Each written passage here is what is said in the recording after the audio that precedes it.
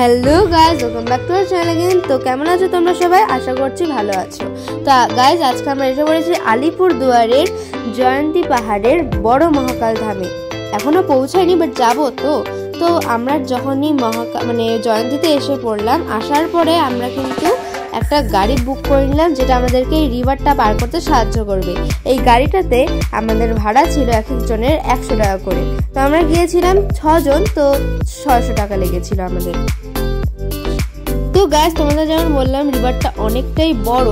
এটা কিন্তু 4.5 কিলোমিটার যেতে হয় বড় বাবা ধামে যাওয়ার জন্য। এটা অনেকক্ষণ হাঁটতে হয় এবং উঠতেও তো হবে পাহাড় দেখছো, এবার পরে এনার্জি লস হয়ে যাবে এই জন্য আমরা প্রথমে গাড়ি ভাড়া করে নিয়ে এসেছি এবং এখানে এসে গাড়িটা স্টপ করে দেবে এবং তারপর আমরা নিজে পায়ে হেঁটে হেঁটে চলে যাব।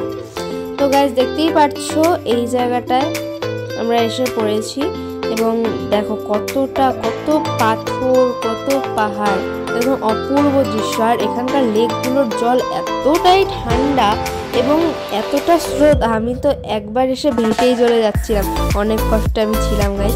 তারপরে গাইজ, এখানে অনেক দোকান আছে, কিন্তু পরে লাস্টের দিকে গিয়ে নেই কিছু, এই পাহাড়ে ওঠার আগে অবধি আছে।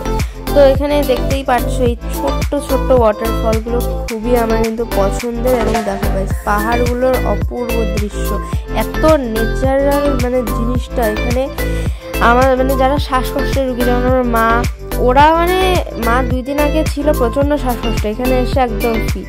তো গাইস, পাহাড় দিয়ে ওঠার সময় এত কিছু ভয়ঙ্কর রাস্তা ছিল, দেখাতেই পারিনি, নিজেরা আগে বেঁচে নিয়েছিলাম তারপরে। তো গাইস, আমরা এসে পড়েছি মন্দিরে।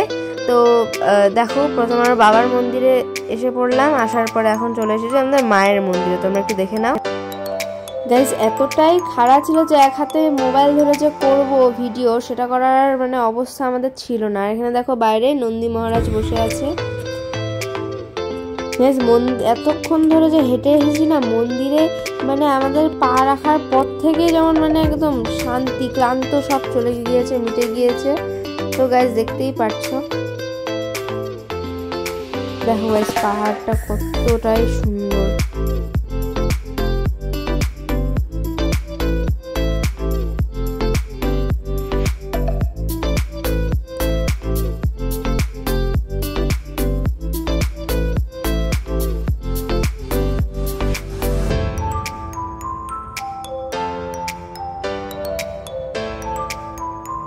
এখানে গাইস, তোমরা কিন্তু বেশি ভয়ঙ্কর রাস্তা দেখতে পাচ্ছ না, কিন্তু পাহাড়ের উপরে যে এত ভয়ঙ্কর রাস্তা ছিল গাইস, আমি তো ভেবেই পাচ্ছিলাম না।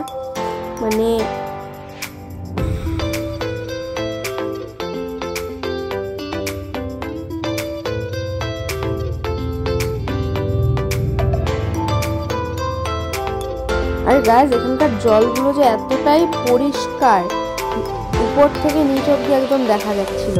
আর গাইস, একটা পয়েন্টে এত বড় বড় মাছ দেখে তো আমি পুরো এক্সাইটেড, ভেবেছিলাম এখান থেকে মাছ ধরে নিয়ে যাবো। তারপরে ভাবলাম, সরি, মাছ নেওয়ার মতো কোনো কন্টেইনারই নেই, এমন তো না যে জ্যান্ত মাছ ব্যাগের মধ্যে নিয়ে যাব।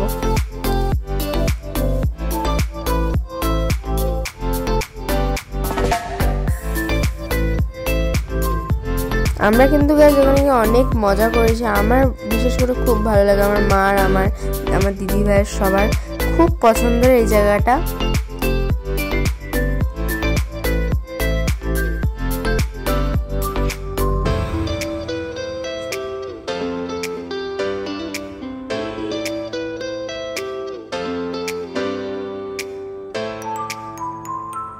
গাইস দেখো, মা একদম সেই মজা করছে।